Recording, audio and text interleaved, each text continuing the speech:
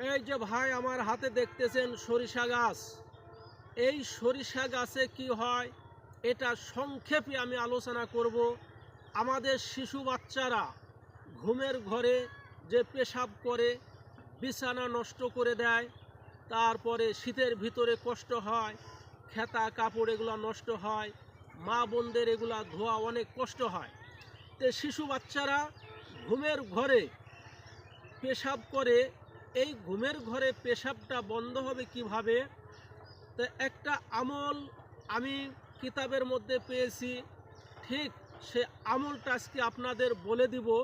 যদি এইভাবে আপনারা যদি আমলটা করতে পারেন তাহলে শিশু বাচ্চারা বিছানায় পেশাব করবে না ইনশাআল্লাহ। তো যাই হোক, ভিডিওটা বাড়াবো না। যদি আপনারা আমার চ্যানেলে নতুন হয়ে থাকেন তাহলে সাবস্ক্রাইব করবেন, ভিডিওটা লাইক কমেন্ট অবশ্যই শেয়ার করবেন কোন ধরনের ভিডিও আপনাদের প্রয়োজন।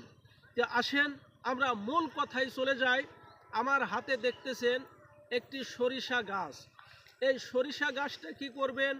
সুন্দর করে একটা সরিষা গাছ নেবেন, নেয়ার পরে এই জড়টা কেটে নেবেন। এই জড় শিকড়টা কাটার পরে হালকা একটু লবণ আর যে বাঁশের ঝাড় আছে, ঠিক বাঁশের ঝাড়ের গোড়ে থেকে একটু মাটি নিয়ে দুইটা সুন্দর করে পিষে বাটার পরে বড়ি বানায় যদি আপনার শিশুকে খাওয়ায় দেন তাহলে ঘুমের ঘরে পেশাব করা বন্ধ হয়ে যাবে। এই ছিল ভাই আজকের ভিডিও। অন্য কোনো ভিডিওতে আপনাদের সাথে সাক্ষাৎ হবে ইনশাআল্লাহ।